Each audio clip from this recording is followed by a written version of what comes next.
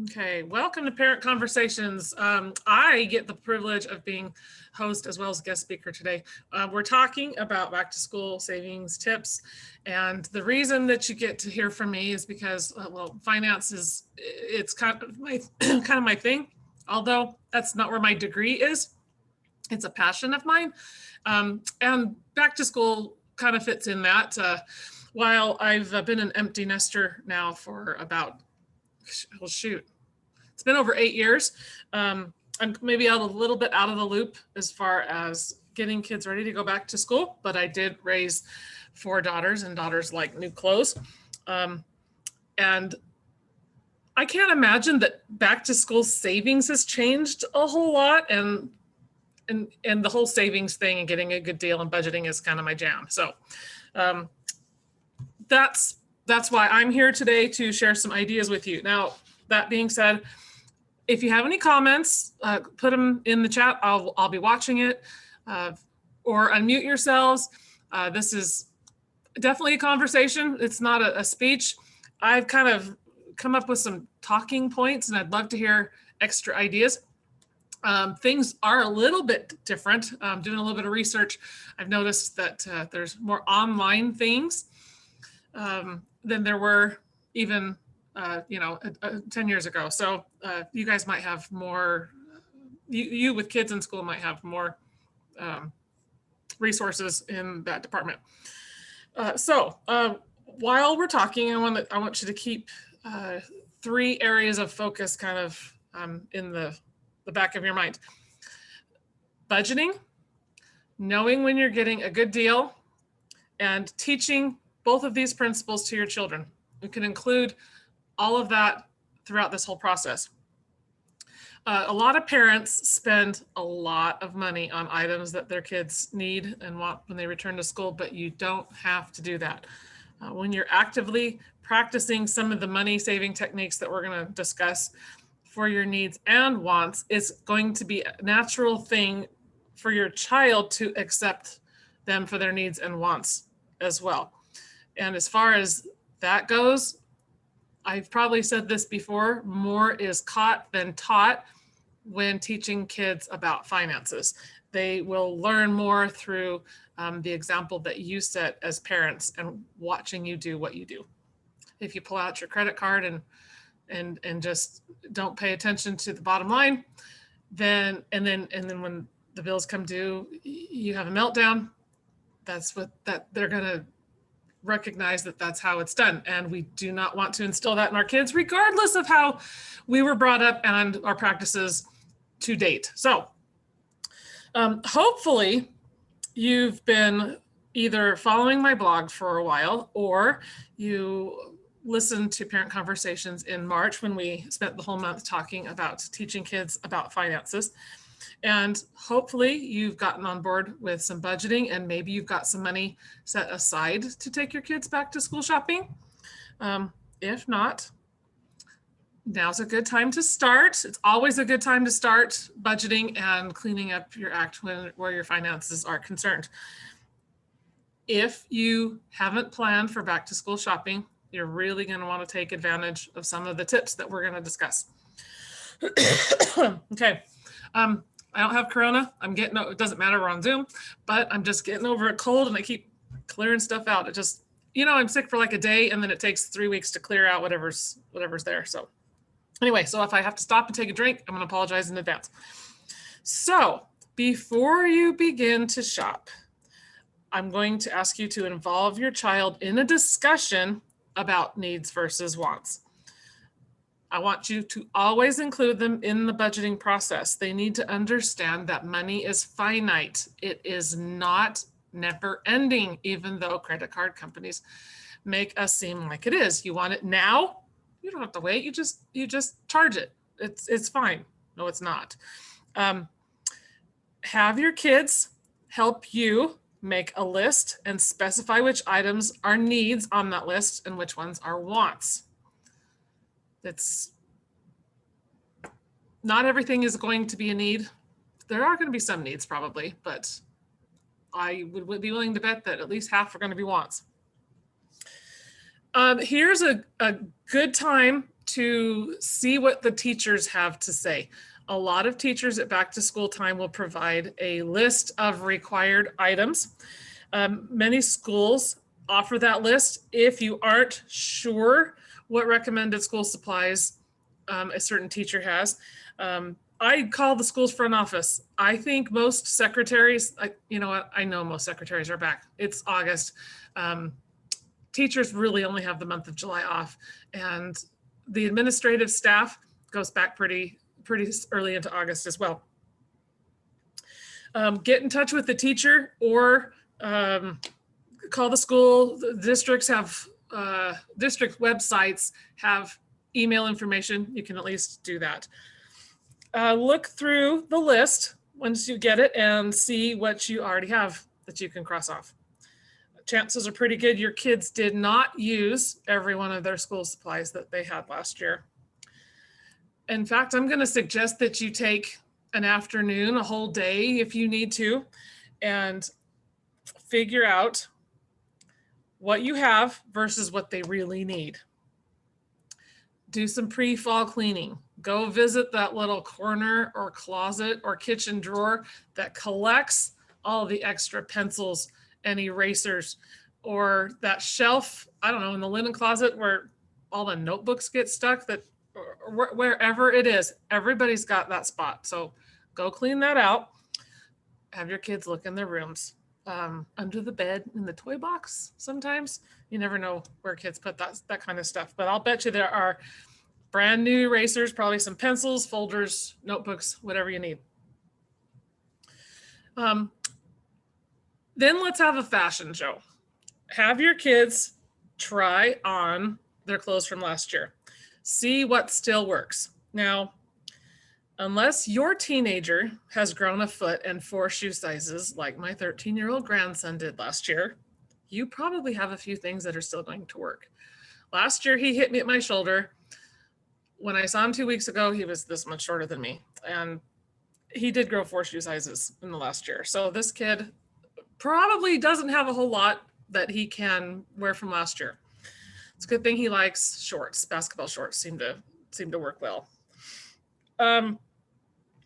There could be some things that some clothes that still have a lot of life in them and that still fit. Okay, have them try them on. Involve your kids. Like I said, fashion show time. Take any items that they have outgrown that are in still decent condition, and take them to a consignment store. Now, there's all of a sudden I can't remember the name of the one in Logan. If somebody remembers the name of that store over there in front of TJ Maxx, tell me what it is. But they'll pay you for the unused clothes, or consignment. There are other consignment stores that'll do the same thing too. My adult children will shop in those kind of stores for clothes, gently used clothes. Plato's Closet. Thank you, Emily. That's the one for teenagers. Oh, can't believe I couldn't remember that. And Kid to Kid for children. Thank you. Appreciate that. That being said, while you're there, if the time is right, see what they have. So we'll talk about that in a little bit. But if you do have any items that they can, ooh, I like that. Catherine says the Tremont area is doing a free clothing swap this weekend. Excellent. We'll talk some more about that too. If I forget, somebody message me and say, let's talk about clothing swap. But if you take stuff to a consignment store, use the money towards school purchases. Kind of no brainer there. I also suggest you check the conditions of backpacks, lunch boxes, and sporting equipment. You don't need new sporting equipment every year. Last year's softball glove is going to probably work for this year's softball team. And if you've got younger kids and 4 girls, my girls played sports, hand it down to the next one, pair of baseball cleats or softball cleats, whatever you've got going. Let's see. Okay, now we're going to talk some more about the secondhand thing. There we go. Yep, got a good discussion going on about finding out about the clothing swap in the Tremont area, and Cache Valley's got one as well. Shirley says that's good to know. Secondhand stores, garage sales, yard sales. Involve your kids again. I have scored brand new items at Goodwill or at that Saturday morning youth fundraiser type garage sale in the school or church parking lot. Don't talked about consignment stores already. Flea markets. Now we don't have a lot of flea markets in our area, but every once in a while, Salt Lake does. There's flea markets in Salt Lake, and I know somebody that got some name brand jeans for like $8. So I mean, expensive, like $50, $60 jeans. I once scored a brand new, tag still attached, high-end dress for $1 at a garage sale. One of my best finds. I can't tell you also how many spiral bound notebooks and reams of printer paper I have found at yard sales. I haven't paid full price for a ream of printer paper in a very long time. There's also, when you hit secondhand stores, garage sales, yard sales, there's going to be mounds of used items. If you have can exercise some patience and take some time, you can go through them and probably score some decent deals. And if they're $1 or less and you get them home and they don't fit your kids, it's not a big loss, but it's definitely worth a shot. Bring up your kids to know that hand-me-downs are okay. Most of my kids loved secondhand stuff, and they still do. They do not mind shopping at the DI. I have one that's a little bit averse to it, but they're all adults now. They can do what they want, but they still like to get good deals. But I've never been averse to a secondhand store. In fact, I like it when I can find stuff secondhand that's still in good shape. Meagan? Yes. Can I jump in for a minute and comment? Oh, absolutely. Yeah. So, when you're speaking of, perspective and attitude towards, I mean, that is huge. And like you said, more is caught than taught, definitely.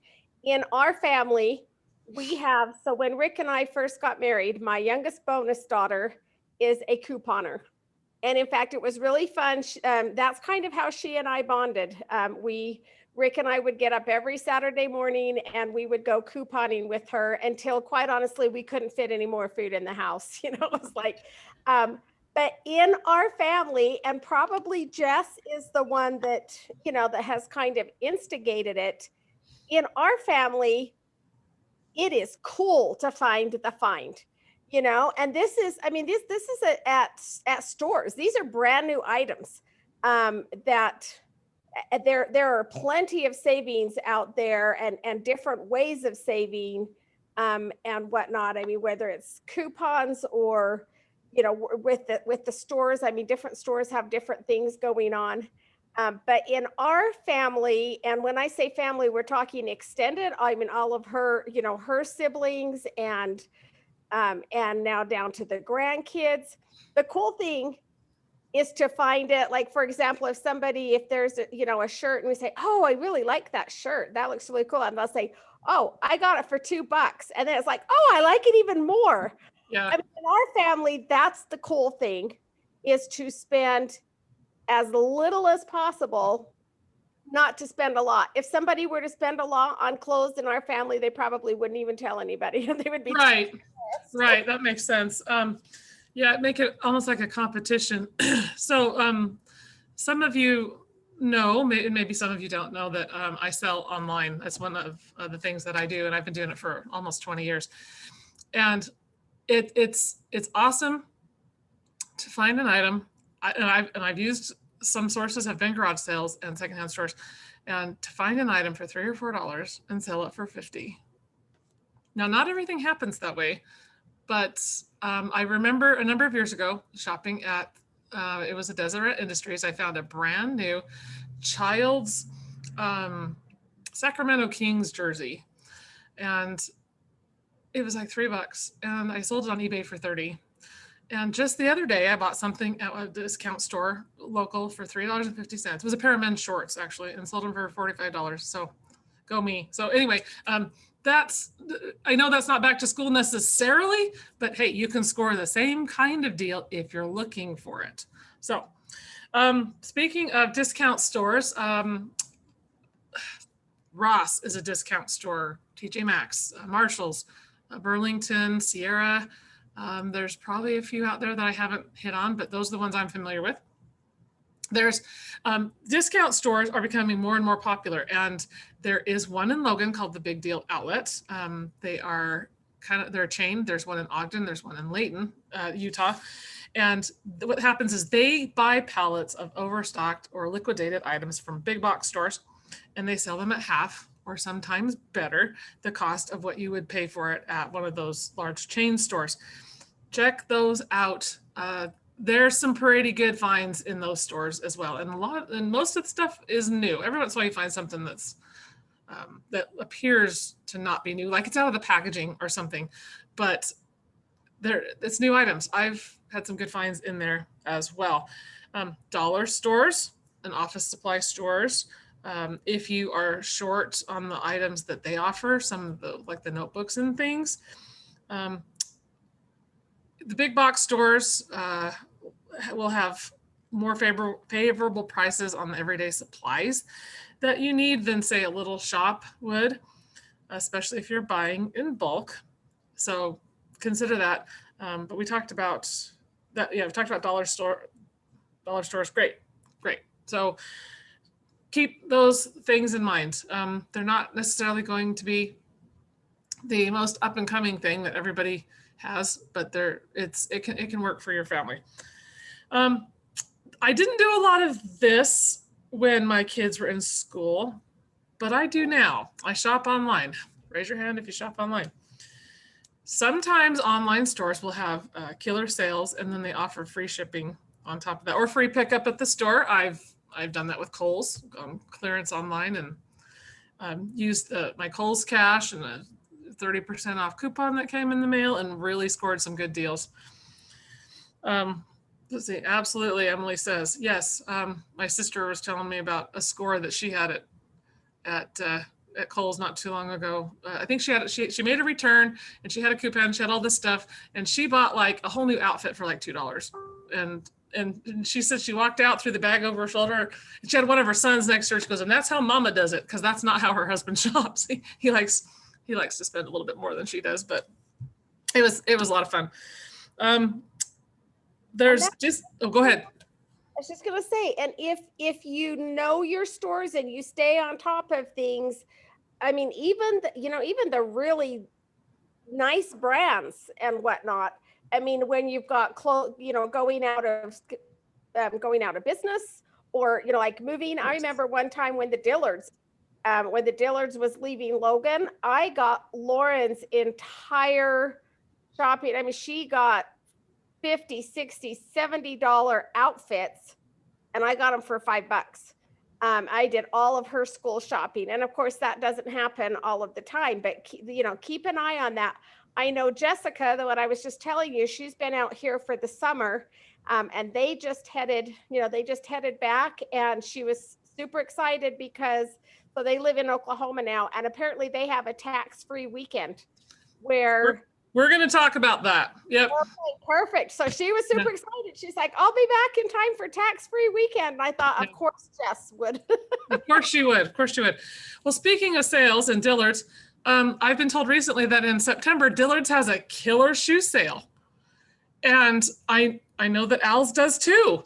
About that time, they have a killer leftover summer shoe sale. It's a great time to go score some summer shoes for next year. So you buy them a little bit bigger, maybe, or there's no harm in that. Let's see, what were we talking about? Oh yeah, discount sites. Yeah, Emily wants to throw something in here. Go for it, Emily. I was going to say, I think the attitude of the parents towards bargaining and like secondhand stuff makes a huge difference on the kids, because the kids will sense, the parents' attitude towards that. Like if the parent is unwilling to use anything secondhand or to go to a yard seller or whatever. My mom always raised us. I mean, I don't think my parents necessarily needed to thrift the way they did, but they raised us that way. And now we've all done much better financially because we're willing to start out with secondhand stuff and bargain hunting and all of that. So I think it's really important how you portray that to your children, to not like have a snobby like attitude towards it, I guess. And some people do. Some people really do. I was going to share your comment too about the bargain hunting becoming family culture, and that your husband's family doesn't quite understand. But you know, I have no shame either. I don't care. I really don't care. In fact, Shirley was talking about brands. Okay, I thought about this, and after I got dressed this morning, I'm wearing a high-end brand. You guys will probably recognize it. I don't think I paid more than $12 for this in one of those outlets, one of those discount stores. And maybe that's too much for some, but I'm thinking that this is like a $45 shirt. So anyway, why not? If you can get something that's high end for a good deal, why not? So okay, so discount sites. I'm not familiar. Well, that's not true. I did Google some price. I'm not familiar with any of these. So if anybody has any information and wants to share it, I'm open. Price Blink, BeFrugal.com. There's one called Back to School, and Coupons app. Those are all sites. Maybe we'll put them in the chat. Maybe we won't. Depends on what kind of time I've got at the end. There are Chrome add-ons. I am a Google Chrome browser user, and I've found a Chrome add-on that will automatically hunt for codes for me, and I kind of like that. And if I don't do that, sometimes I'll just ask Google coupon codes for Kohl's or whatever's going on right at that moment in time. Let's see. Oh, the price comparison tools. I've never used any of these, and maybe that's another thing about, I'm thinking that the sites I read to you are actually price comparison tools and not necessarily discount sites. But I'll bet you any bargain hunter has her own source. Okay, let's go Shirley, and then we'll go with Emily if you have another comment. Okay, so I just wanted to comment on when we were talking about the kids and the culture. Yeah. And you will also you could find, there may be a situation, kids can be different. You may have one child who totally picks up on it, and you may have another child who does not and is very averse. And that's okay. Yeah. That's okay. And we want to make sure that we don't, that you don't like make them feel bad for it or whatever. But what I would do with that is, is kind of, in helping them understand, for example, I had one that was not as, had a little bit of the more embarrassment factor, if you will. Okay. I won't say names. Okay. But what I would do with that is say, you know what, that's fine. We have X amount of money that we're going to spend on school shopping, and it's totally up to you. You go out, you find what you want. You just realize that when the other kids, have more items, it's because they chose less expensive clothing. And that's just a choice, and kind of help them. So in a way, it kind of taught them without shaming them. There you go. They said, hey, it's totally fine if you want that. If you want that really expensive, I don't remember, how much, but if you want that expensive item, that's fine. Just realize that's going to take up a big chunk of what you have. And I actually did with this particular child, it was and then he started earning his own money, and, he spent his own money. And I remember he would go online and he would design his shoes, and it was his money. Wow. And I let him do that. And then I remember one day, the day that he came to me and he said, I should have been saving that money for my mission. And I said, you know what? You're right. But I said, it's okay, because you learned, didn't you? And he said, oh yeah. And he is totally opposite now, but he had to go through that. And if I really feel like if I had, tried to push him into being like the rest of us, if you will, he would have just resented it, and he never would have learned that lesson. He would have just broken out of this household with the attitude of, okay, now I can spend whatever money I want. And instead, he learned from his own experience. And yes, he spent a lot of money on things that I would never have spent my money on. But he learned that lesson. It has saved him, I'm sure, thousands of dollars now, because he learned. Yeah. in his own time. he learned while still under your roof as a minor, probably maybe 18 at the most, 19, but that's what's important. He learned in the safe environment, and he didn't screw up so badly that it's taken him decades to climb out. Exactly. So yeah. Okay. Anybody else want to comment? Throw a thing up on the chat. Okay. I'll add on to what Shirley said. Go for it, Emily. So I guess I go along with what she said. I have some mixed feelings too, because my mom was so frugal. Sometimes as a teenager, I wanted to get the full price items. You know, I wanted to have that option still. So I think something good I learned was go to the back of the store first, because that's usually where the clearance was. And if I went to the back of the store first and didn't find what I liked on the clearance, then I'd still browse around and see what else was available. But I think going to the back first helps me out. That's good advice. Yeah, I usually beeline for the clearance racks wherever I go to. I always try and start there. So, all right. Anybody else have a comment or anything that they want to add? All right. Okay, let's see. Where were we? We're still talking about online and price comparison and stuff like that. Let's see. Oh, online shopping, I think, might be a little bit of a blessing in disguise if you can find good deals, because it cuts down on frivolous purchases. You're looking for something specific. And then you're also not walking around the store with kids, and maybe it's not the kids you're shopping for. Maybe it's a little brother or sister that is asking and whining for stuff in the store. Or maybe your child gets, you've organized together what the needs versus the wants are. You have a list, and they see something that they think they've got to have that instead, and they're willing to just blow the whole budget on that. Catherine made a comment. Yes, you buy a year in advance to catch the end of the season sales. Great idea. Great idea. Yes, love that. Have found some really killer deals on coats at the end of the season in those discount stores I've told you about.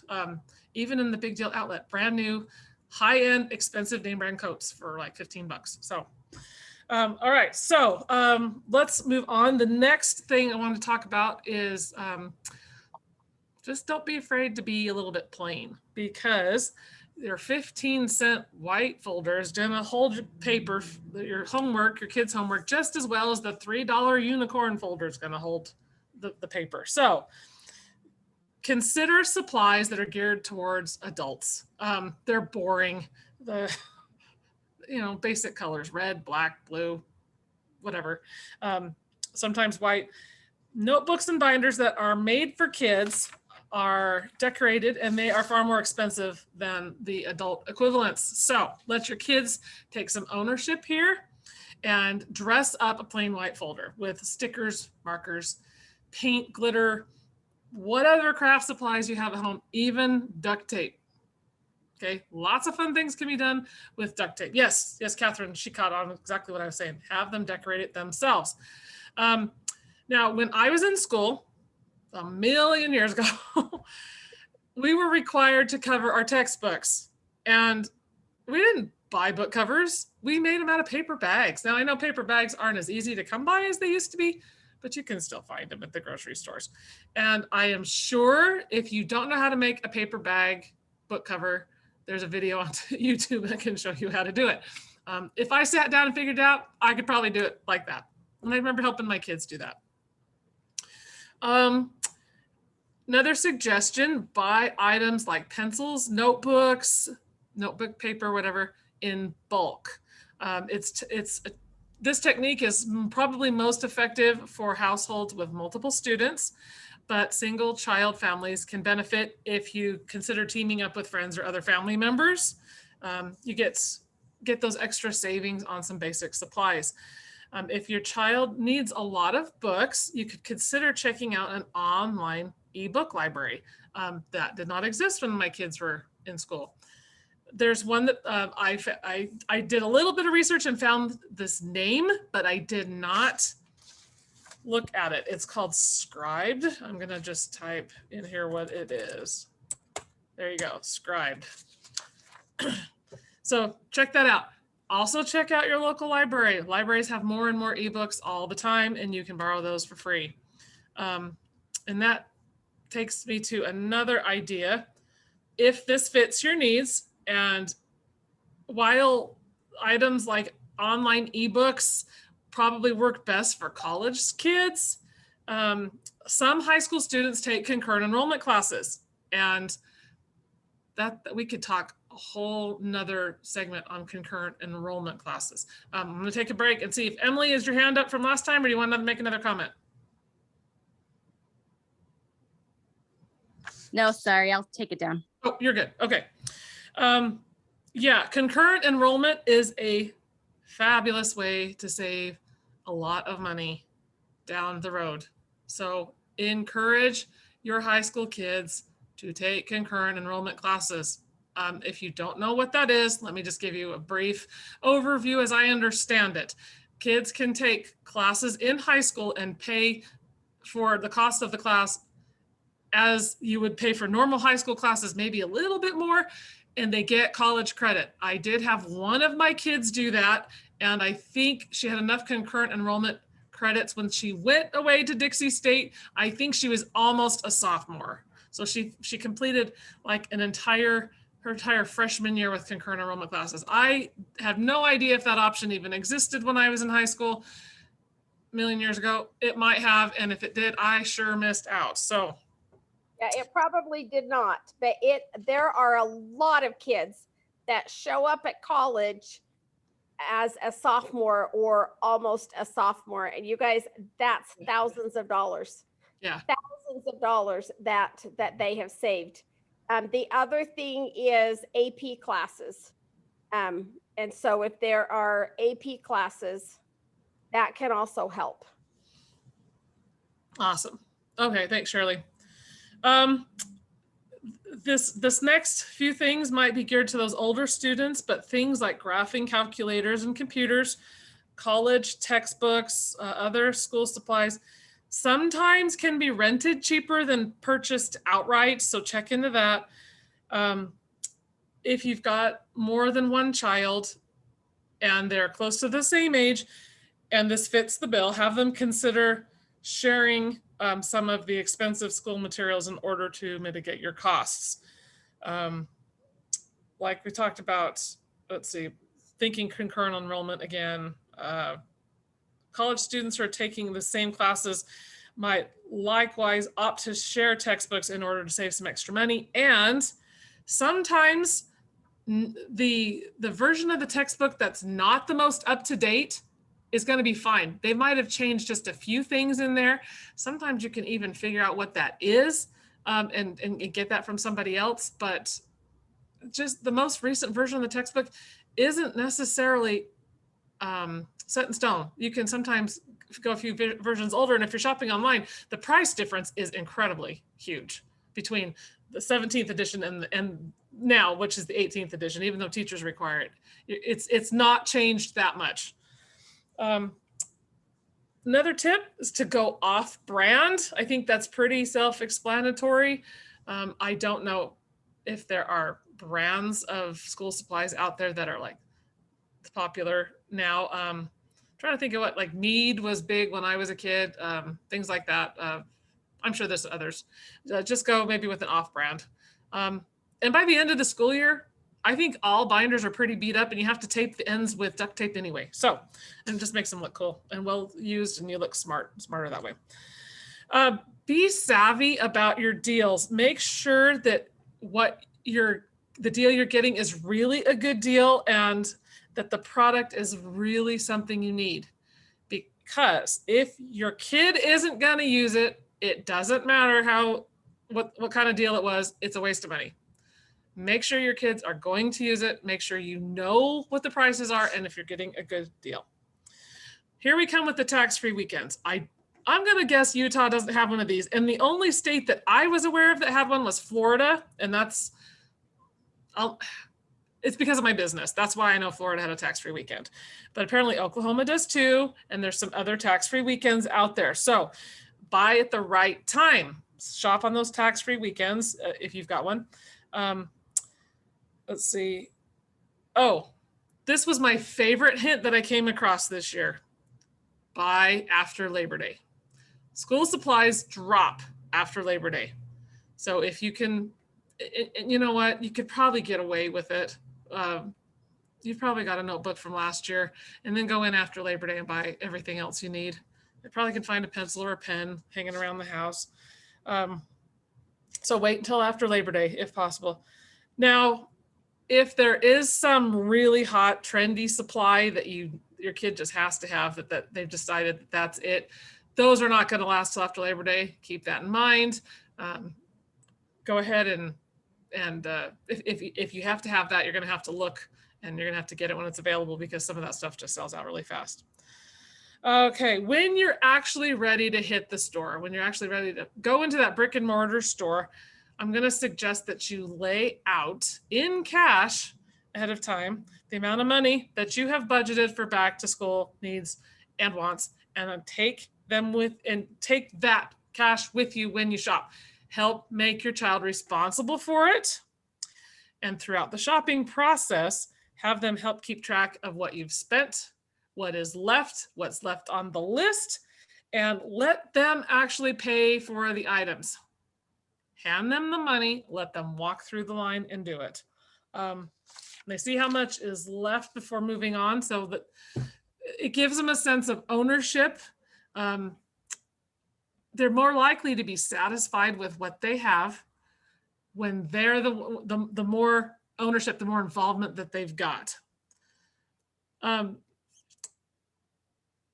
When you're in those consignment stores, this is kind of an afterthought here. See what back to school supplies they've got there.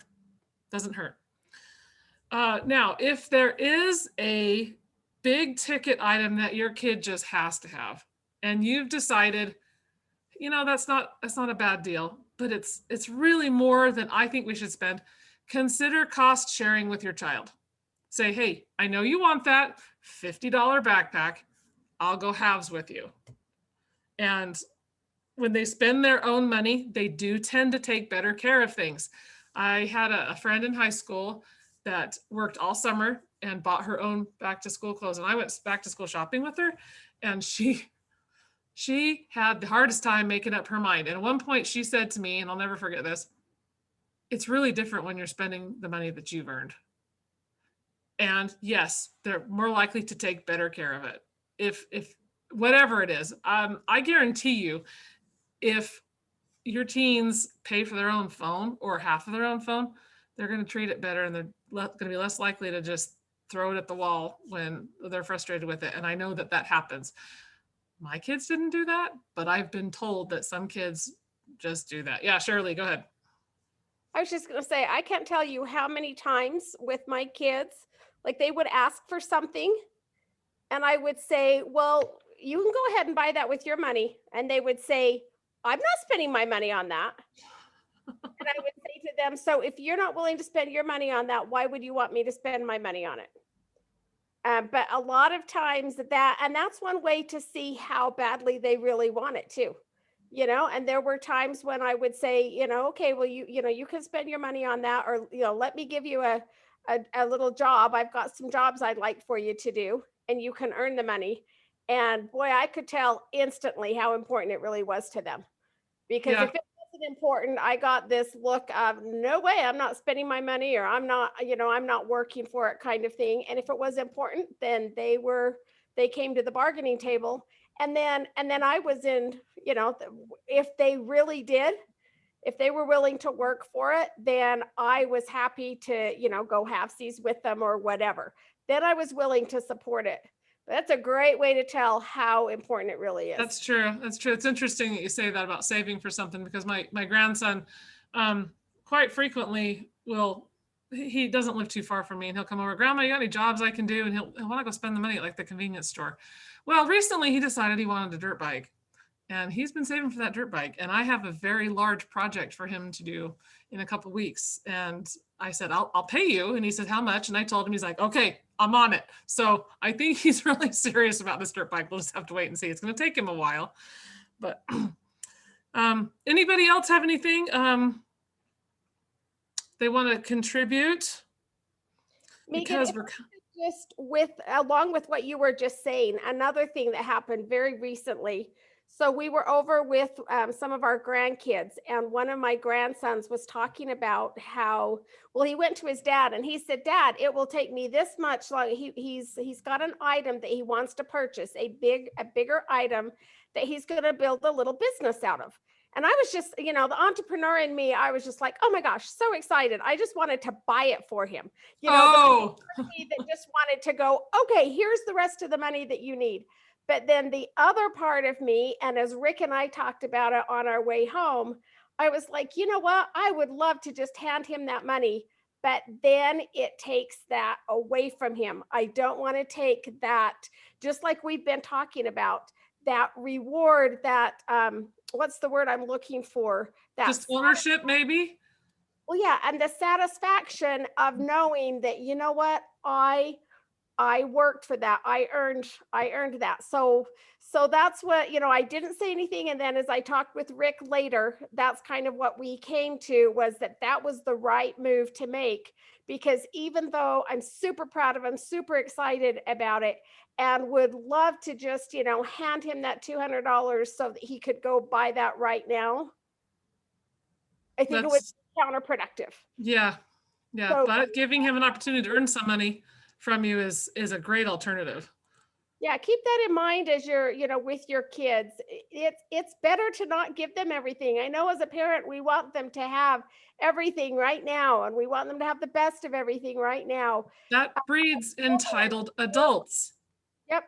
Remember that you're building adults. You are raising children to be adults, and sometimes that involves not giving them exactly what they want. Right. That's right. Yeah, they've got to learn the money, work to money connection. I like Emily's comment. Look at that. Oh, that's fabulous. Emily says her parents paid for her brother's lawnmower, then he had to pay them back in payments as he mowed lawns for others. That's awesome.